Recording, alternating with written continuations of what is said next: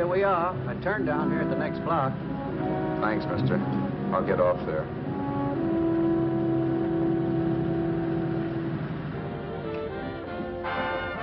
Want anything else? No. Hey, you. Me? Yeah, you. Where you heading? East. Too bad. I thought if you was heading north, I might be able to help you out. I'm pushing the Salt Lake, and I don't like to ride it alone at night. I'm one of those guys that got to talk or I fall asleep. Oh, sure, now my partner, he's got Lou to keep him company, but I ain't got nobody at all. Where you coming from? West. Yeah, sure, I know, but where, L.A.? Maybe. Got a cousin out in L.A. You don't say. Yeah, he's been out. You're not much of a talker, are you? My mother taught me never to speak to strangers. Oh, wise guy. So what? Okay, don't get sore. Just trying to be sociable, that's all. Hey, Glamorous. You change for a dime, will you?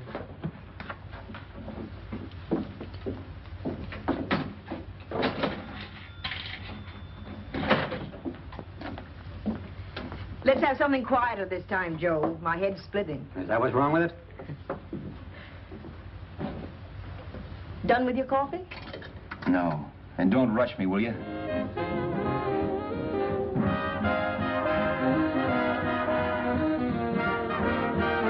Hey, turn that off. Will you turn that thing off? What's eating you now? Yeah, what's eating you? That music, it stinks. Oh, you don't like it, huh? No, turn it off. Oh, wait a minute, pal. That was my nickel, see? This is a free country. And I play whatever I wanted. Okay. Sure. And if you don't like it, you don't have to listen to it. And you can leave here anytime you want it. Okay. I'm sorry I asked. First good piece played tonight and you don't like it. Some people just ain't got any good taste.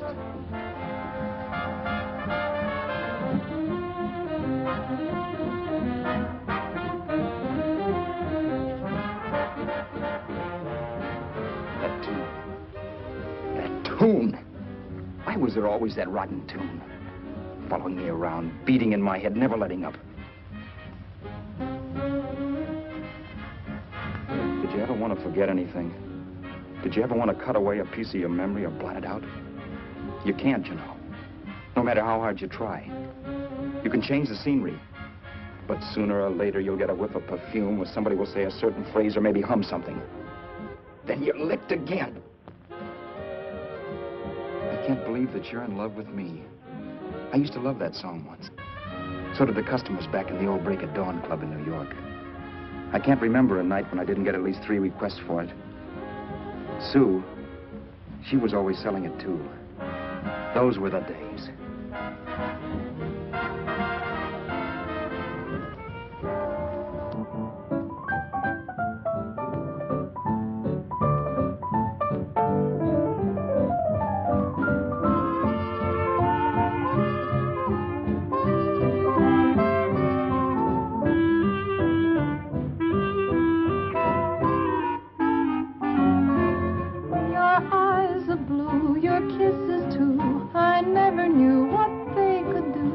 I can't believe that you're in love with me. You're telling everyone you know that I'm on your mind each place you go. They can't believe that you're in love with me. I have always placed you far above me. I just can't imagine that you love me. And after all is said and done, to think that I'm the lucky one, I can't believe that you're in love with me.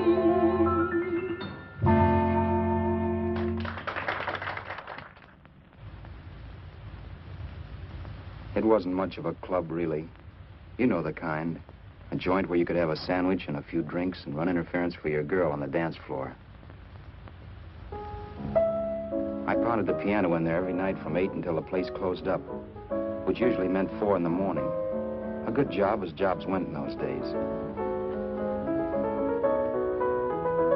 Then, too, there was Sue, who made working there a little like working in heaven. But how we felt about each other, well, there was nothing very unusual in that. I was an ordinary healthy guy, and she was an ordinary healthy girl, and when you add those two together, you get an ordinary healthy romance, which is the old story.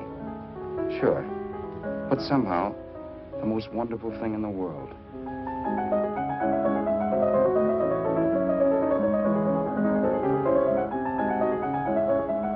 All in all, I was a pretty lucky guy.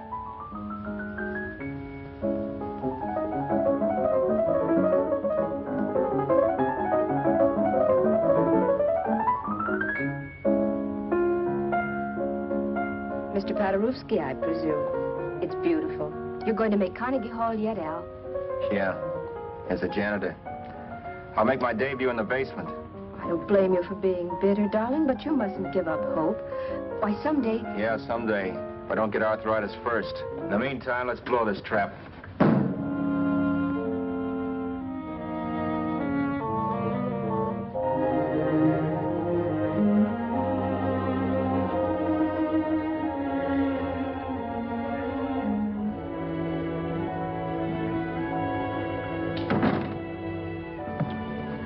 Like to get something to eat, hon? Oh, I don't think so, Al. I lose my appetite working in this flea bag. Let's go home. Okay. I can't stand much more of that dump. Did you see that drunk tonight trying to paw me? No, what drunk? Does it matter what drunk? Say, what's the matter with you tonight, darling? That's the third time you started to tell me something and then stopped. We shouldn't have any secrets from each other, Sue. Next week, we're going to make with the ring and the license. You and me will be a team. Yes, that's right. In the Bush League. I don't get you. We've been struck out. It's a funny way to talk, darling. Don't you want to marry me? Al, look, I love you. You know I do, and I want to marry you. But But not now. Only after we've made good. Sunday, I'm going away. Oh, I know you'll think it's silly. That's why I hesitated to tell you. But I'm going to California. I want to try my luck in Hollywood. that's the most stupid thing I ever heard of. Don't you know millions of people go out there every year and wind up polishing cuspidors? I thought you had better sense. You sound as if you don't think I have any talent. That has nothing to do with it. I'll make out all right. Maybe. But what about me? Doesn't it mean anything to you that you're busting up all our plans? We may not see each other for years? It won't be that long. I thought you loved me. I do. You know I do. Well, here we are. Al, why can't you see my side of it? I'm young. We both are, and we've got all the time in the world to settle down. Oh, really, darling, what I'm doing is the only sane thing to do. I hate the thought of being so far away from you, but we'll be together again someday. Maybe you'll decide to come out too later on. So long. Al, aren't you going to kiss me goodnight? Sure. Why not? Good night.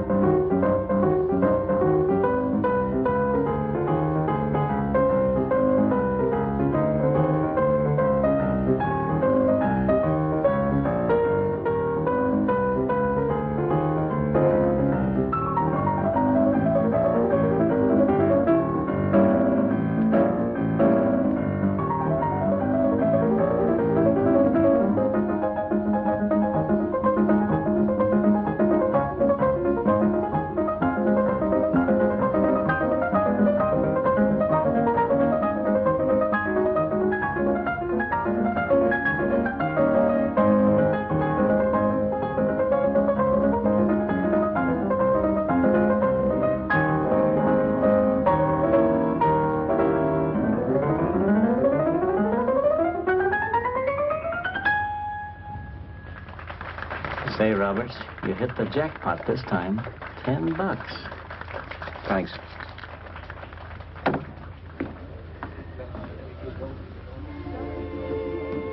So when this drunk handed me a 10 spot after a request, I couldn't get very excited.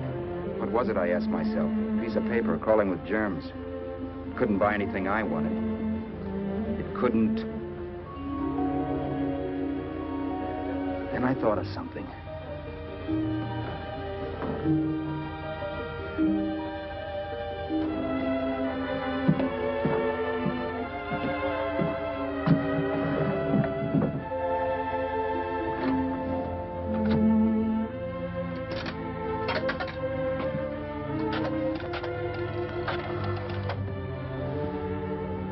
Long distance. I'd like to put a call through to Los Angeles. Miss Harvey. Sue Harvey, Harvey. The number is Crestview 65723.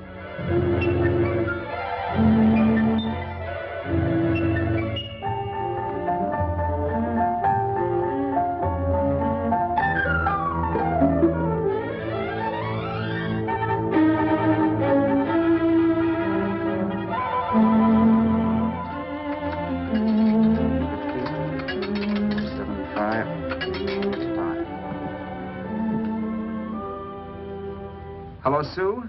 This is Al. Oh, baby, it's great to hear from you, too. What's that? You do? Oh, me too, darling. I thought I'd go batty without you. I just had to... Huh? You're working as a hashlinger? Gee, honey, that's tough. Those guys out in Hollywood don't know the real thing when it's right in front of them. You just stick it out, Sue, baby. Keep going around to those casting offices. I'm sure you'll click. Look, I'll tell you what. You stay put out there, I'll come to you. No, don't try to stop me. Just expect me. Train? Who knows? Train, plane, bus, magic carpet. I'll be there if I have to crawl. If I have to travel by pogo stick. And then, let's get married right away, huh? That's the stuff. That's what I've been wanting to hear you say. Well, goodbye for now. I'll be seeing you soon. Yeah. Bye. The only way I could cross country was to thumb rides. For even after hawking everything, I only had enough money to eat. Money. You know what that is. It's the stuff you never have enough of. Little green things with George Washington's picture that men slave for, commit crimes for, die for. It's the stuff that has caused more trouble in the world than anything else we ever invented. Simply because there's too little of it. At least I had too little of it. So it was me for the thumb.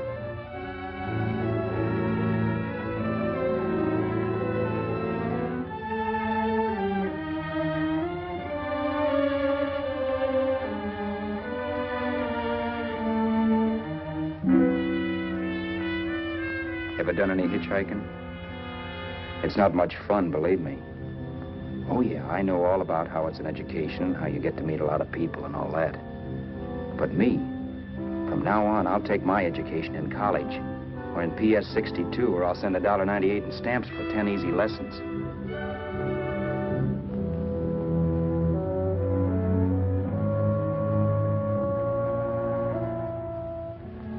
Thumbing rides may save you bus fare, but it's dangerous. You never know what's in store for you when you hear the squeal of brakes. If only I had known what I was getting into that day in Arizona. Here, throw that in the back seat. Okay, let's go. Make sure that door's closed.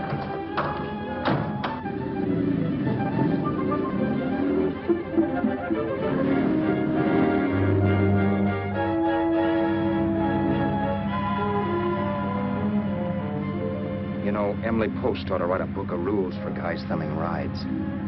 Because as it is now, you never know what's right and what's wrong.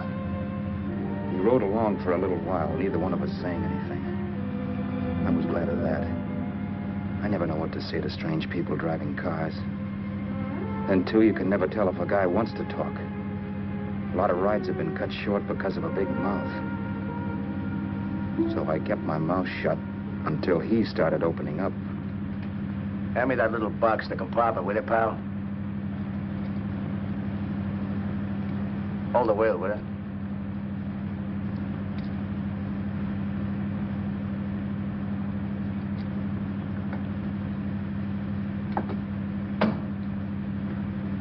How far are you going? L.A. Well, you're really traveling, aren't you? Yeah, but I don't expect to make it for a couple of years at the rate I've been promoting rides.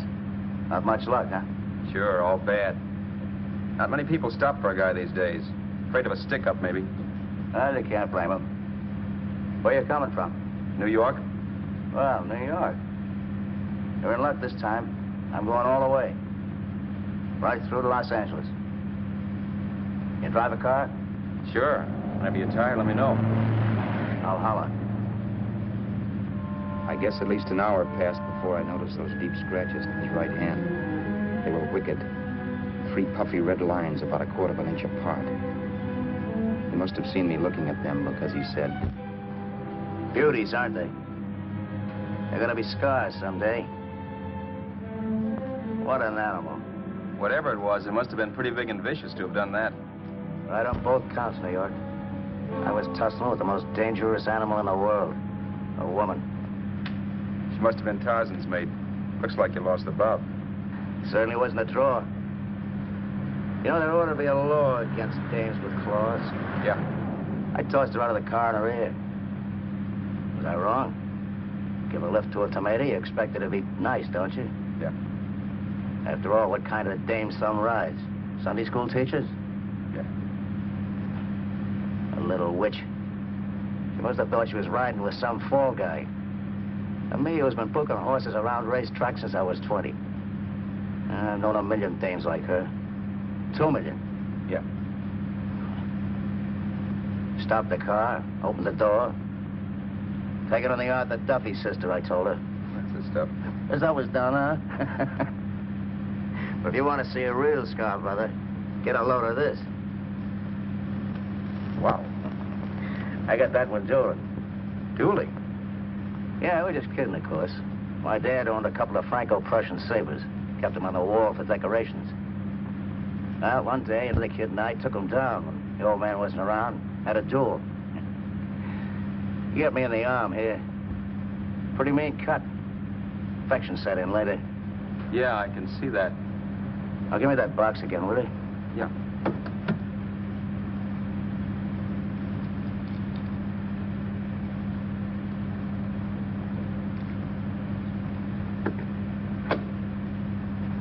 Pain made me lose my head, I guess.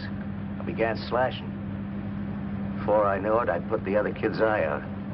That was tough. Well, it was just an accident, of course. Do you know how kids are? I got scared and decided I was going to run away from home. Old man almost caught me when I was packing my duds. The bloody rag I had wrapped around my wrist hadn't caught his attention. It seemed a bundle for sure.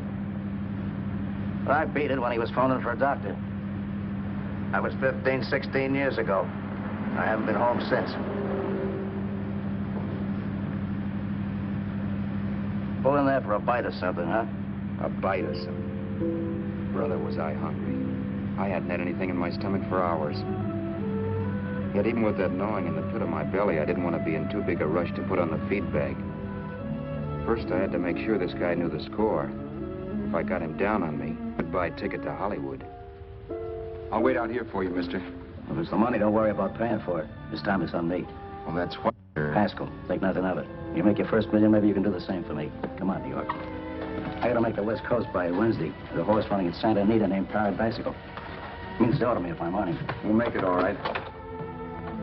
He did most of the talking during the half hour we were in the place. I ate. He rambled on about his old man, whom we hadn't heard from since he ran away as a kid. Now he happened to become a bookie. And then all about how he got rooked in Miami. One race, 38 grand. They cleaned out my book. How do you like that?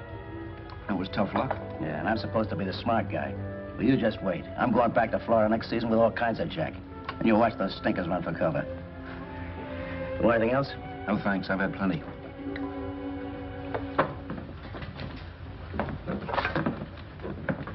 That check there, sister? Oh, just a minute. Your change, sir. Keep it, sister. Oh, thank you, sir. Call again. I'll be waiting outside for you when you finish work. Sharp check, huh?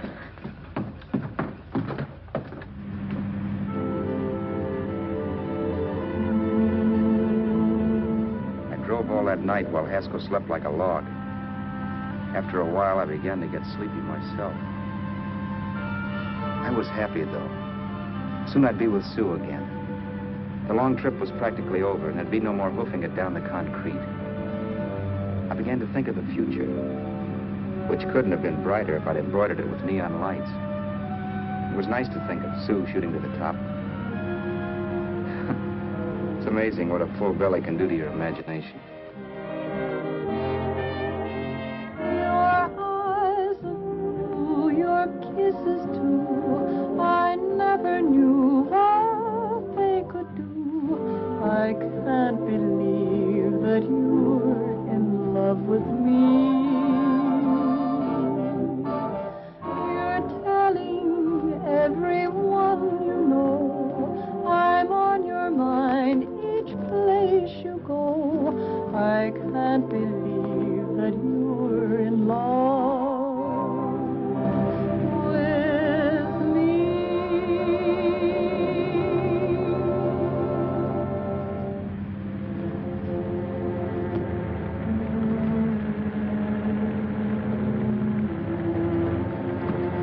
Mr. Haskell?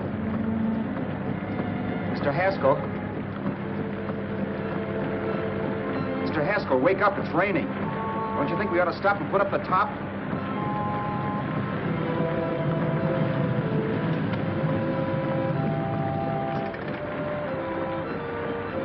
Mr. Haskell, I'm going to put up the top.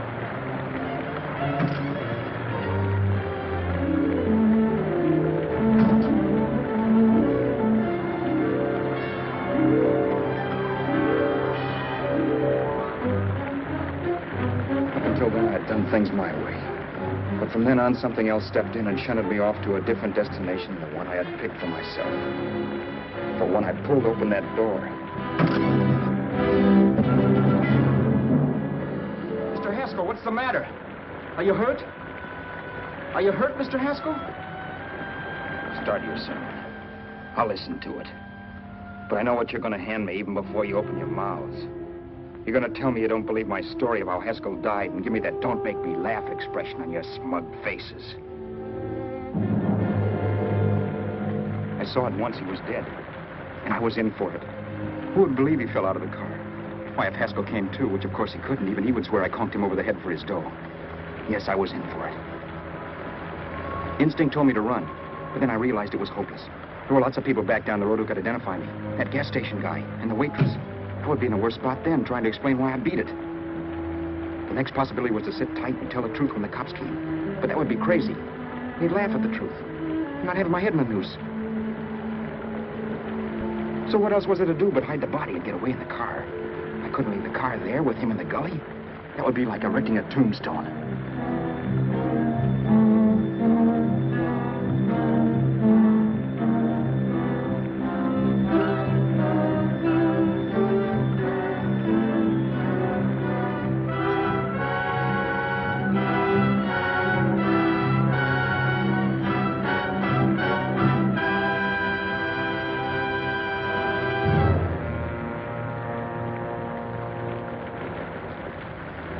Idea was to cover him with brush, not to rob him. But then I remembered that even if I only drove the car for 100 miles or so, I would need money for gas. Besides, it was stupid of me to leave all that money on a dead man. Not only that, I'd have to take his driver's license in case I was stopped for something. I didn't like to think about it, but by that time I'd done just what the police would say I did, even if I didn't. My clothes. The owner of such an expensive car would never be wearing them. Some cop might pull me in on suspicion.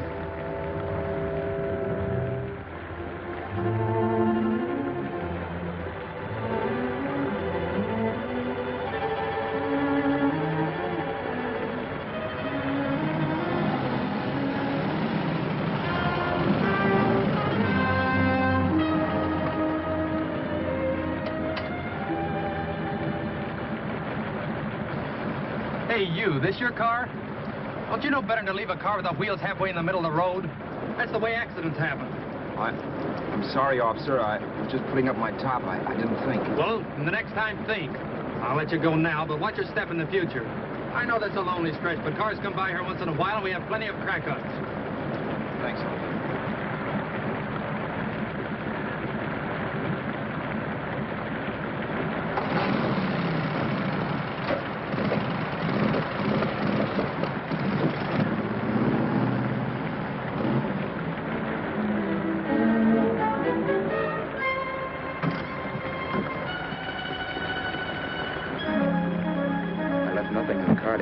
is Roberts. If they found a dead man in the gully now, it would be me.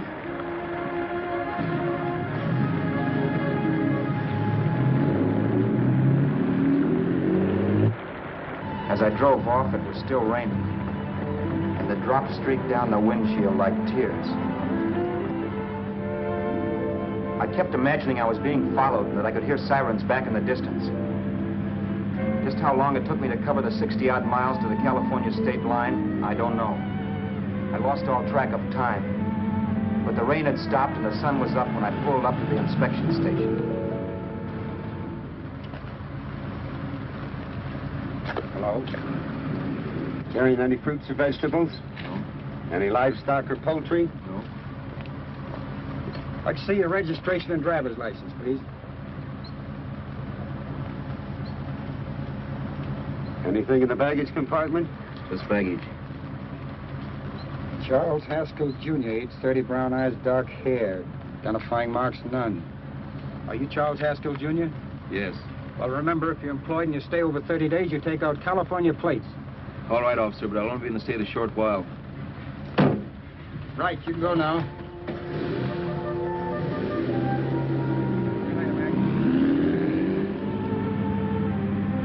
I couldn't drive any farther without some sleep. Cops or no cops, I knew I had to hit the hay and hit it hard. I was dead tired.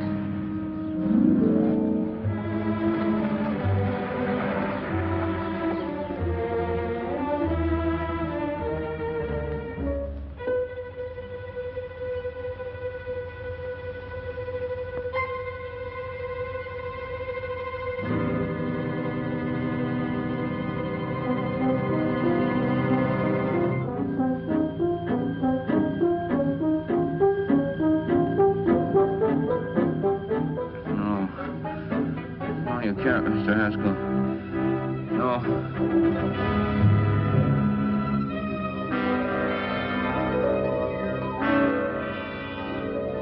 Mr. Haskell, you can't die. Don't think I did it. No, Mr. Haskell. No.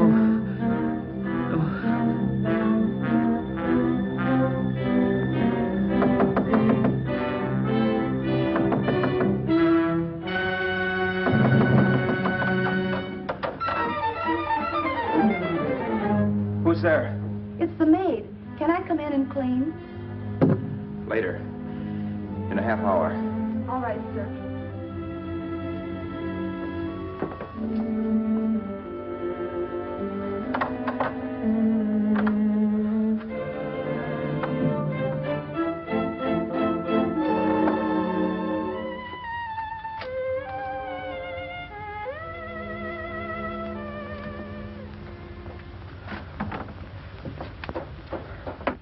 There was no time to lose. Every minute I had to be Charles Haskell was dangerous. And I'd have to be Charles Haskell until I got to some city where I could leave the car and be swallowed up.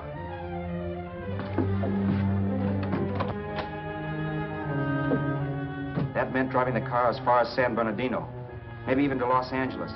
In a little town, I might be noticed, but in a city, I should be safe enough. Then, after I ditched the car, I could go on to Sue. But those 5 minutes at the state line made me realize it might be a good idea to find out a little bit about Mr. Haskell.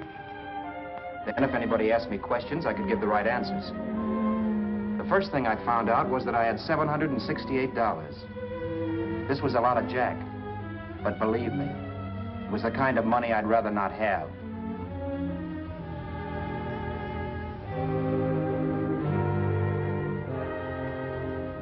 And then I found out from a letter Haskell was carting around in his bag that he wasn't the open-handed, easygoing big shot who went around buying dinners for strange hitchhikers. Before I got done reading it, I saw him more as a chiseler. It was written to his old man in California, the one he hadn't seen in so many years. In it, Haskell posed as a salesman of hymnals, of all things. It was easy to see where Haskell expected to raise a new stake for his book in Miami by rooking his old man. That was about all I found out from his effects, and it was enough.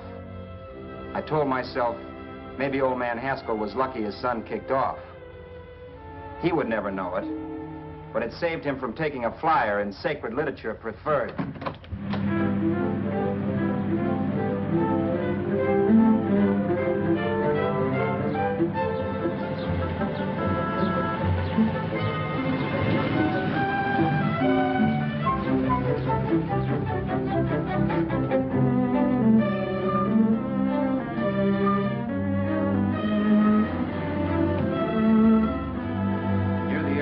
Desert Center, I pulled up for water. There was a woman. Hey, you! Come on if you want to ride.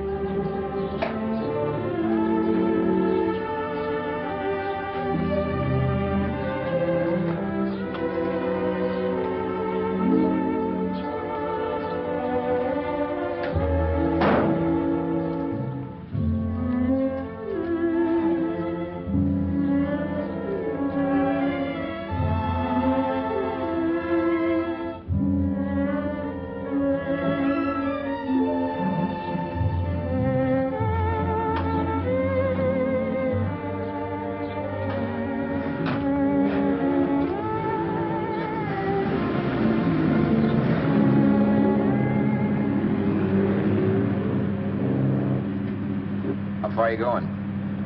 How far are you going? That took me by surprise, and I turned my head to look her over. She was facing straight ahead, so I couldn't see her eyes. But she was young, not more than 24. Man, she looked as if she'd just been thrown off the crummiest freight train in the world. Yet, in spite of this, I got the impression of beauty. Not the beauty of a movie actress, mind you, or the beauty you dream about when you're with your wife, but a natural beauty. A beauty that's almost homely because it's so real. Then suddenly she turned to face me. How far did you say you were going? Los Angeles? L.A.? L.A.'s good enough for me, mister. That's what I was afraid of. What'd you say? Oh, nothing, just thinking out loud. People get in trouble for doing that. What's your name? You can call me Vera if you like. You live in Los Angeles? No. Where are you coming from? Oh, back there. Needles? No. Oh, sure, Phoenix. You look just like a Phoenix girl. Are the girls in Phoenix that bad? The girl must have been pretty tired, because she fell asleep not 20 minutes after she stepped into the car. She lay sprawled out with her head resting against the far door, like Haskell. I didn't like that part of it much, but I didn't wake her up. It wasn't that this girl still worried me. I'd gotten over that funny feeling I had when she looked at me, which I put down as just my jangled nerves. With her eyes closed and the tenseness gone out of her, she seemed harmless enough. And instead of disliking her, I began to feel sorry for her. The poor kid probably had had a rough time of it. Who was she anyway? And why was she going to Los Angeles? And where'd she come from in the first place? The only thing I knew about her was her name. Not that it made any difference. A few hours more and we'd be in Hollywood. I'd forget where I parked the car and look up Sue. This nightmare of being a dead man would be over. Who this dame was, well, it was no business of mine. Where did you leave his body? Where did you leave the owner of this car? You're not fooling anyone. This buggy belongs to a guy named Haskell. That's not you, mister. You're out of your mind. That's my name, Charles Haskell. I can prove it. It's my driver's Save license. yourself the trouble, mister. Having Haskell's wallet only makes it worse. It just so happens I rode with Charlie Haskell all the way from Louisiana. He picked me up outside of Shreveport. You rode? You heard me. Then it all came back to me. All the talk about dueling and scars and scratches. There was no doubt about it. Vera must be the woman Haskell had mentioned. She must have passed me while I slept. Well, I'm waiting. My goose was cooked. She had me. That Haskell guy wasn't dead yet.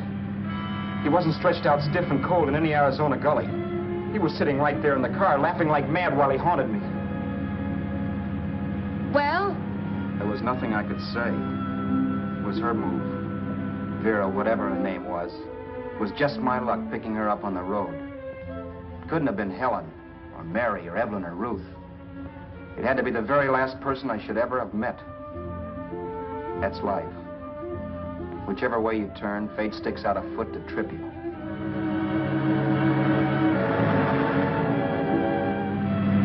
I told her everything, but she didn't believe my story. I should have saved my breath. That's the greatest cock and bull story I ever heard. So he fell out of his car. Say, who do you think you're talking to, a hick? Listen, mister, I've been around, and I know a wrong guy when I see one. What'd you do, kiss him with a wrench? Now, wait a minute. What I told you was true. You see, that's why I had to do it. You think I killed him. Well, the cops would have thought so, too. Yeah, well, maybe they still think so.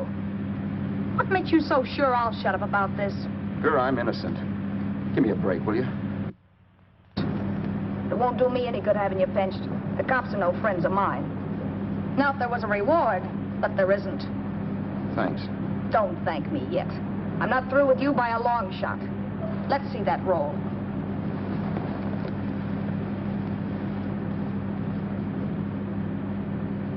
Is that all Haskell had? Isn't it enough? No, I thought he had more. Not that I know of. You can search me if you think I'm holding out on you. Well, maybe I will at that.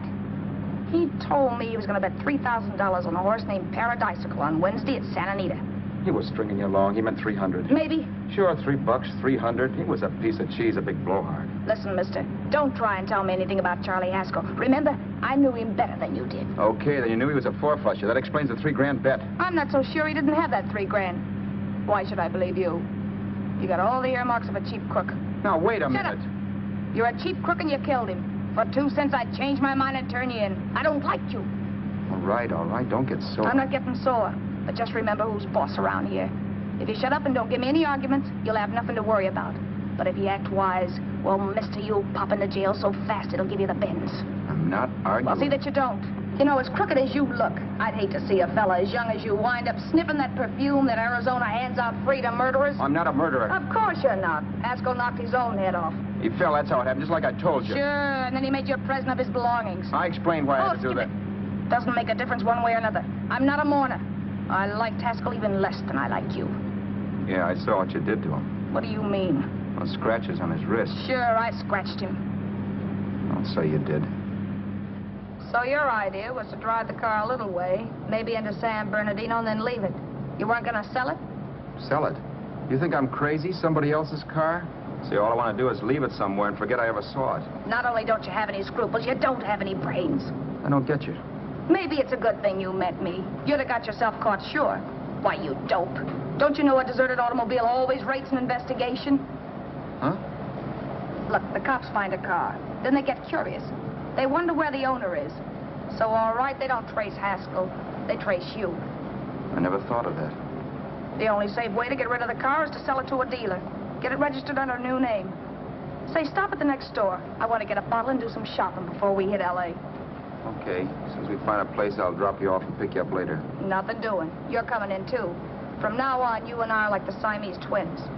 Have it your way, but I don't get the point. The point is, I don't want you to get lost. I'm not going to beat it if that's what you're afraid of. I'll say you're not. Well, I'm going to see that you sell this car so you don't get caught. Thanks. Of course, your interest wouldn't be financial, would it? You wouldn't want a small percentage of the profits. Well, now that you insist, how can I refuse? 100% will do. Fine. I'm relieved. I thought for a moment you were going to take it all. I don't want to be a hog. A few hours later, we were in Hollywood. I was recognizing places Sue had written about. It struck me that far from being at the end of the trip, there was a greater distance between Sue and me than when I started out. Vera wasn't kidding with that Siamese twins crack. She rented a little apartment as Mrs. Charles Haskell. When I objected to this, she explained that it was on account of the car. A dealer might think something was funny if he called and found we were using different names.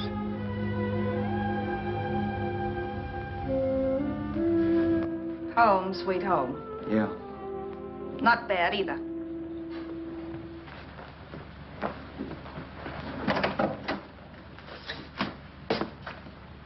In case there's any doubt in your mind, I'll take the bedroom.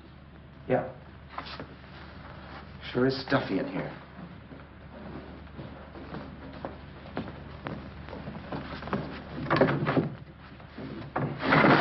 Keep the window shut. Okay. The old crow downstairs said there's a folding bed behind this door.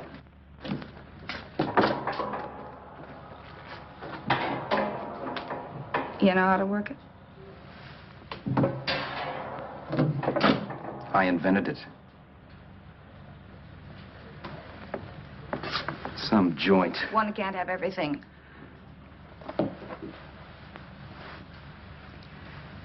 I'm first in the bathtub.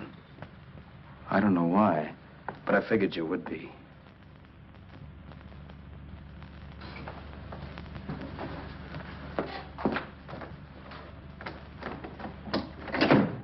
Boy, oh boy. It sure feels good to be clean again. I must be 10 pounds lighter.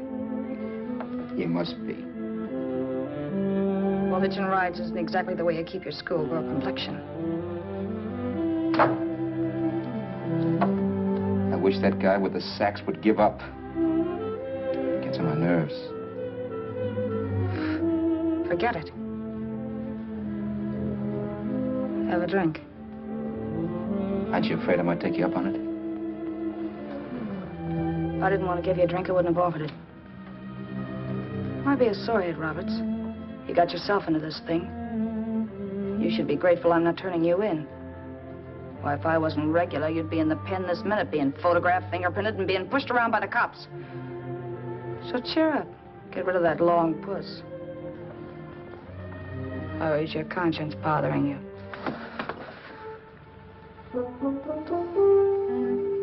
No. It isn't. Swell. That's the spirit. He's dead and no moaning around will bring him back.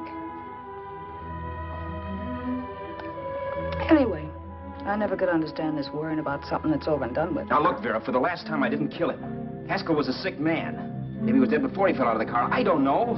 Sure. He died of old age. All right.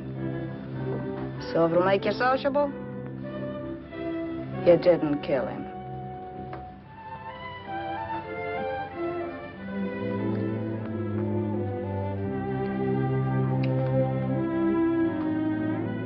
Thanks.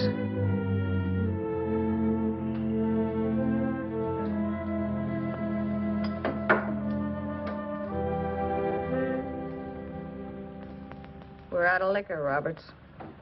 Yeah. Too bad. I felt like getting tight tonight. Well, I think you succeeded. Am I tight? As a prima donna's corset. That's good. I wanted to get tight. Why? What have you got to get tight about? Oh, I don't know. Few things. You should have my worries. If I had your troubles, I'd stay sober. And I've got the key to that door. Yeah. Maybe you're right. I'm always right. You know, I don't like your attitude, Roberts. Well, there's a lot of things I don't like. Sure. But life's like a ball game. You gotta take a swing at whatever comes along before you wake up and find it's a ninth inning. You read that somewhere. That's the truth, Roberts. All you do is bellyache. Taking it easy and, well, trying to make the best of things. But maybe that's what's wrong with the whole world. Get the professor. People knock themselves out trying to buck fate. Now, take you, for instance. You're lucky to be alive. Why, suppose Haskell had opened your door. You'd be playing a harp now. Think of that. You think of it. I'm tired of thinking. There's plenty of people dying this minute. I would give anything to trade places with you. I know what I'm talking about. I'm not so sure. At least they know they're done for. They don't have to sweat blood wondering if they are. Your philosophy stinks, pal. We all know we're going to kick off someday. It's only a question of when. But what got us on this subject anyway? We'll be discussing politics next. Yeah. Where'd you hide the butts? On the table, sucker.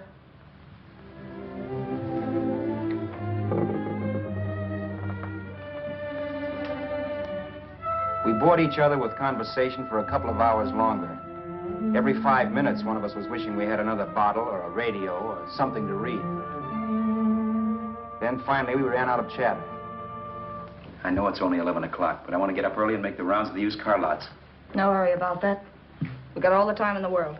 Maybe you have, but if you think I want to stay cooped up in this place any longer than I have to, you're batty. It's not a bad place. Pay plenty for diggings like this in New York. I wouldn't like it if it was the Ritz.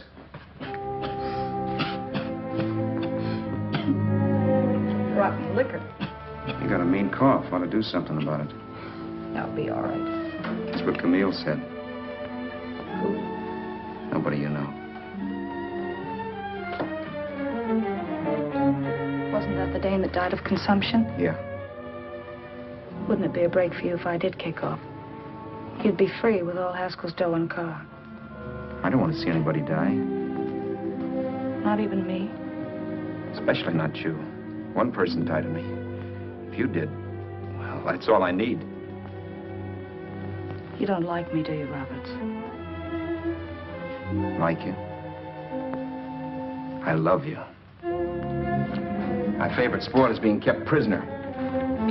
After we sell the car, you can go to blazes for all I care. But not until then.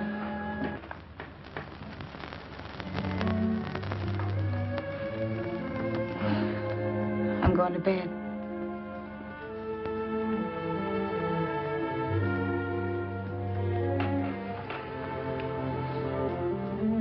Good night, Roberts. Don't try and sneak away during the night. All the doors are locked. Anyway, if I find you gone in the morning, I'll notify the police. They'll pick you up. Don't worry, I know when I'm in a spot. Well, good night. I hope that portable rack isn't too uncomfortable for you. Don't lose any sleep over it, will you, Vera?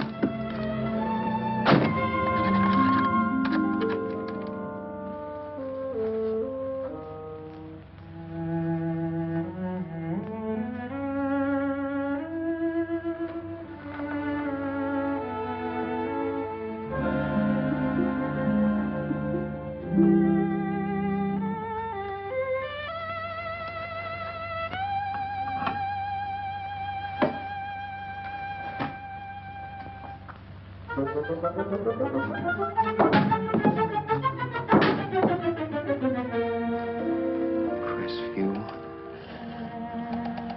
6, 5, 7, 2, 3.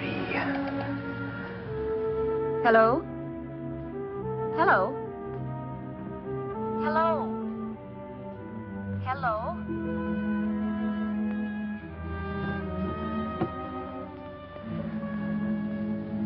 No. Not yet, darling. Tomorrow. Maybe. If this were fiction, I would fall in love with Vera, marry her, and make a respectable woman of her. Or else she'd make some supreme Class A sacrifice for me and die. Sue and I would bawl a little over her grave and make some crack about there's good in all of us. But Vera, unfortunately, was just as rotten in the morning as she'd been the night before. All right, I'm coming. Look, Vera, it's almost noon. So what? The dealers will be there all day? They'll be there all year, too, but it doesn't wait that long. Shut up. You make us like a husband. Well, do I rate a whistle? You sure do, but let's go. Let's go, let's go. I spent $85 in 2 hours preparing bait, and all you can say is let's go. Come on.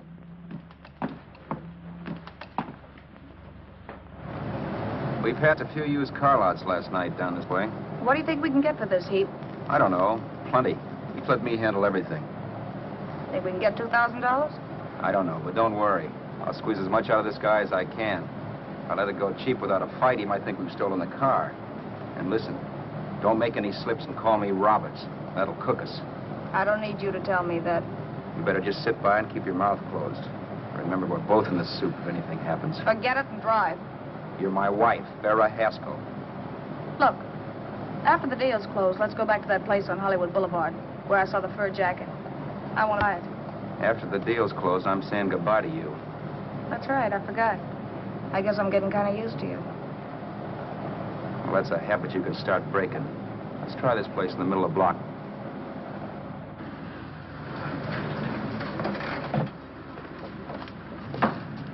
Good afternoon. What can I do for you? We're interested in selling a car. If the price is right. Well, if it's in good mechanical condition, it should blue book for about $1,600. Tony, take a look at this motor. 1,600. Are you kidding?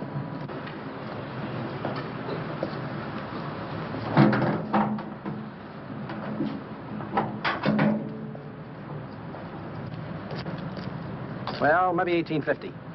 Before I let it go for 1850, I'll wreck it and collect the insurance first.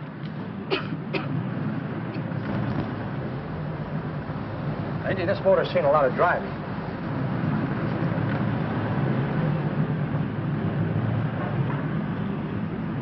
Well, the mechanic inspected the car. We haggled.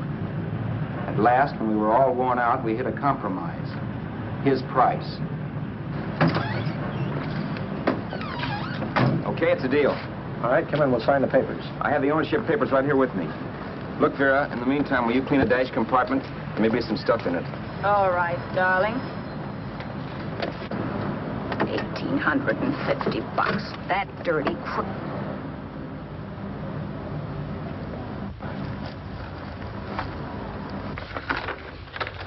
In New York, huh? Yeah. But you bought the car in Miami. Yeah. Well, now let's see about the insurance. We can either have it transferred or canceled. What kind of insurance do you have, Mr. Haskell? Well, aren't all the papers there? I don't see any. Surely you know what type of insurance you carry in the car. The name of the company? Yeah, but, Well, if you'll just tell me the name of the company, I'd be very glad to take care of all the details. well, Did you sign the papers yet? not yet. Well, don't. We're not selling the car. Well, wait a minute, Mrs. Haskell. Come on, darling. What's the matter? You changed your mind? Yes, I'm sorry. I guess I have. But, Vera... Let's go.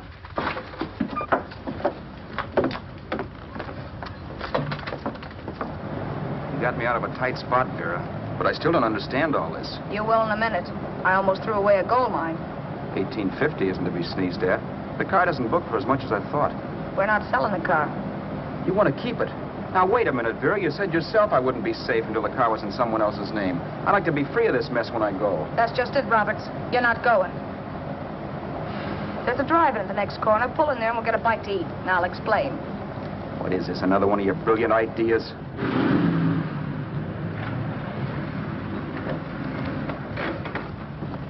Oh, I take your order? Make mine a ham sandwich and coffee. And for you, sir? Oh, I don't care. The same. Thank you.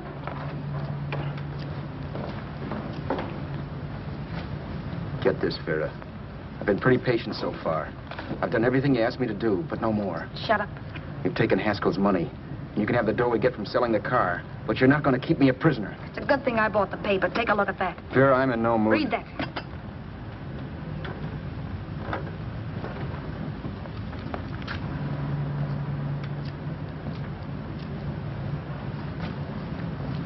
No. Yes. No, I won't do it. Yes, you will. You think I'm crazy? It's impossible, I tell you. Excuse me.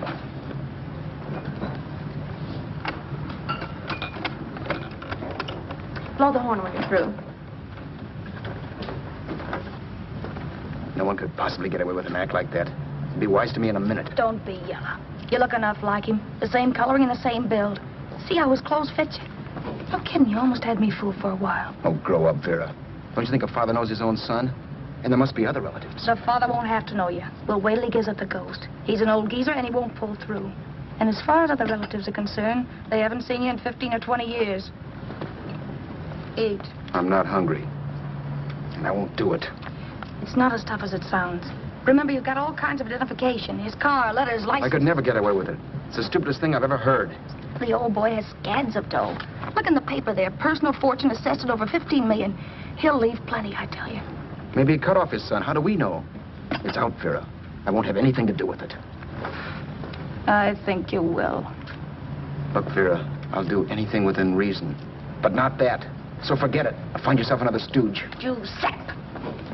You'll be fixed for the rest of your life as Charlie Haskell. You can take your inheritance and go away. No more worrying about the rent, no sweating, scheming, wondering where your next meal's coming from. Think about that, Roberts. Vera, please, you're talking too loud. On this, I'm splitting 50-50 with you. Sure, why not? We're both alike, both born in the same gutter. Now, take it easy, Vera. There's people around here. You don't know what you're talking about. We'll wait till we read that old man Haskell's dead. Then you show up. Like you read in New York that he was sick. No. Suppose he doesn't die. He will. I know he will. Something tells me. But as much as I insisted I would have no part of her scheme, Vera was taking it for granted I would. Neither of us had our mind on the cards as we played that night. I knew we were just trying to kill time between newspaper editions. This was a death watch for Vera. Maybe it was for me, too. Don't you realize if I'm caught, they'll want to know where I got the car and stuff, and they'll have me on a murder charge. If you're smart, you won't get caught. I knock for 7. And if I'm caught, don't you realize you'll be out, too? 18 points. That gives me 30. How will I be out? You'll be out $1,850 we would have gotten on the car. Really, Vera, you'd be an awful chump if you threw away all that dough on a dizzy long shot. Let me sell the bus tomorrow. With the money it'll bring and what you've already got, a clever kid like you can run it up in no time. Then we'd both be in the clear. I'll be in the clear anyway. Maybe. Maybe. But if I got caught, I'd get good and sore at you, you know. You mean you'd squeal? Well, no, not squeal exactly. Never mind what you meant. Even if you did tell the cops I was in on it with you, what could they do to me? They might give me the same medicine they gave you. Yeah. A rope. But I'm on my way now. All they'll be doing will be rushing it.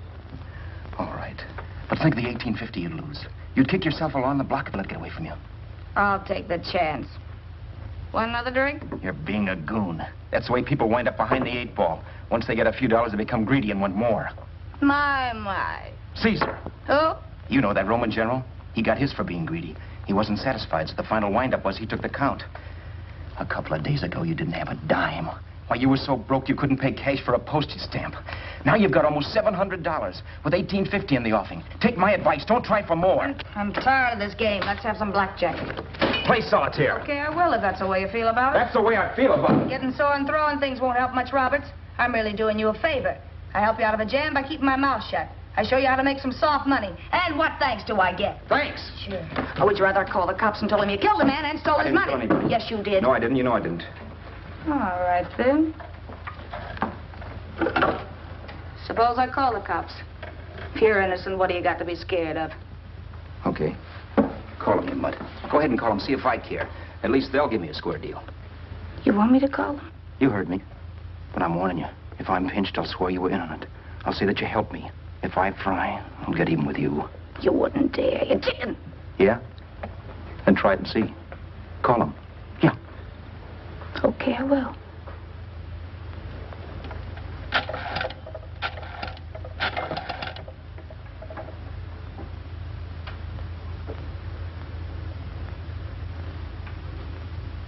Information? I want the number of the Hollywood police station. Okay, I got it. Thanks. Wait a minute, Vera. You wouldn't do that. Well, wouldn't do that, and I'll show you if I would. Take it easy now. Let's talk this over. This was early in the evening, and the conversation, while hectic, was at least pitched low. But as the minutes passed, and more obstacles to her plan popped into my head, the air got blue. Each word coming from our lips cracked like a whip. I reminded her that as Charles Haskell, I didn't even know my mother's name, where I'd gone to school, the name of my best friend, whether I had an Aunt Emma or not, my religion, and if I'd ever owned a dog. I didn't even know what my middle initial stood for. I also pointed out that the real Haskell had a scar on his forearm. His people never saw that scar. He told me he ran away right after putting out the kid's eye. Yeah, but his father knew he was cut. It'd have to be some kind of a mark. So what? The old man's dead, or will be. I hope by tomorrow morning's papers.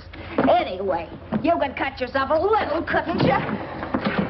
Boy, for that kind of dough, I'd let you cut my leg off. You're drunk and you're crazy mad, Vera. Turn me in if you want to, but I won't get mixed up in this. Besides, how do we know Haskell was such a phony?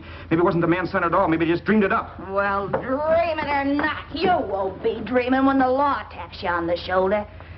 There's a cute little gas chamber waiting for you, Roberts.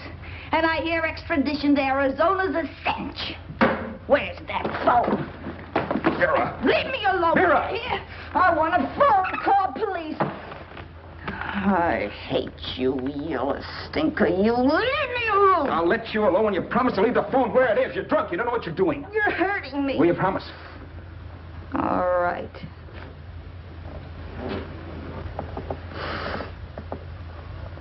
You hurt me. I'm sorry, but... And it's hot in here. Open up a window. It's not hot. Don't tell me. Now, do you do it or do I do it? You're no gentleman, see? Yeah. All right. I'll open up the window.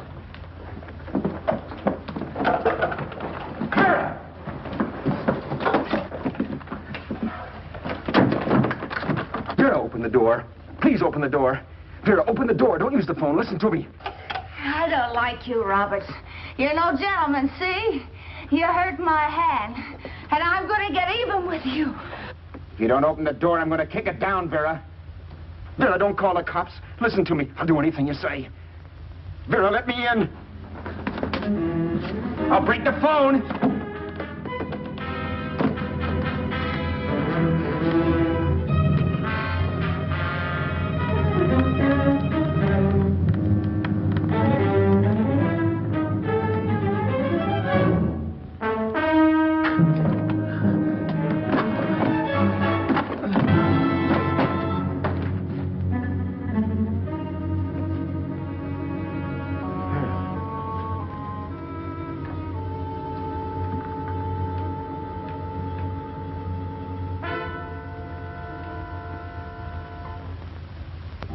The world is full of skeptics. I know. I'm one myself. In the Haskell business, how many of you would believe he fell out of the car? And now, after killing Vera without really meaning to do it, how many of you would believe it wasn't premeditated? In a jury room, every last man of you would go down shouting that she had me over a barrel and my only out was force. The room was still. So quiet that for a while I wondered if I had suddenly gone deaf. It was pure fear, of course. And I was hysterical, but without making a sound. Vera was dead, and I was her murderer. Murderer. What an awful word that is. But I'd become one. I'd better not get caught. What evidence there was around the place had to be destroyed. And from the looks of things, there was plenty. Looking around the room at things we'd bought was like looking into the faces of 100 people who had seen us together and who remembered me. This was the kind of testimony I couldn't rub out. No. I could burn clothes and hide bottles for the next 5 years. There'd always be witnesses. The landlady, for one. She could identify me. The car dealer, the waitress in the drive-in, the girl in the dress shop, and that guy in the liquor store. They could all identify me. I was cooked. Done for. I had to get out of there. While once I'd remained beside a dead body, planning carefully how to avoid being accused of killing him, this time I couldn't. This time I was guilty. I knew it. Felt it. I was like a guy suffering from shock. Things were whirling around in my head. I couldn't make myself think right. All I could think of was the guy with the saxophone and what he was playing. It wasn't a love song anymore. It was a dirge.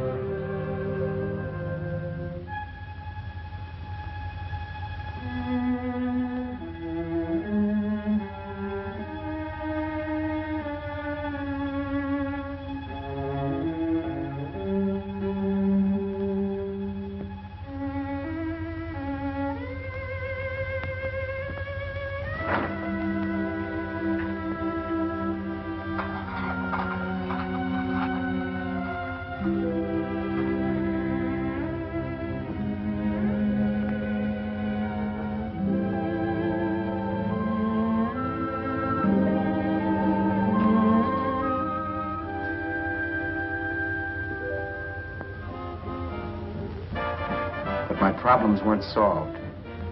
I had to stay away from New York for all time because Al Roberts was listed as dead and had to stay dead. And I could never go back to Hollywood. Someone might recognize me as Haskell.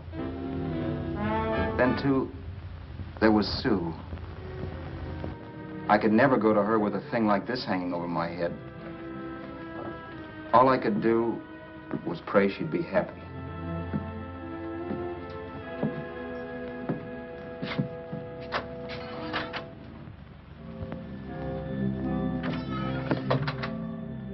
I was in Bakersfield before I read that Vera's body was discovered, and that the police were looking for Haskell in connection with his wife's murder. Isn't that a laugh? Haskell got me into this mess, and Haskell was getting me out of it. The police were searching for a dead man.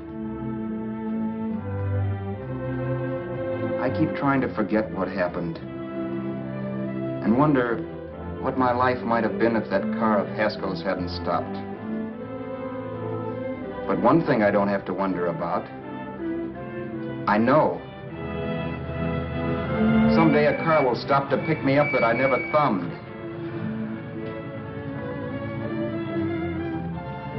Yes. Fate, or some mysterious force, can put the finger on you or me for no good reason at all.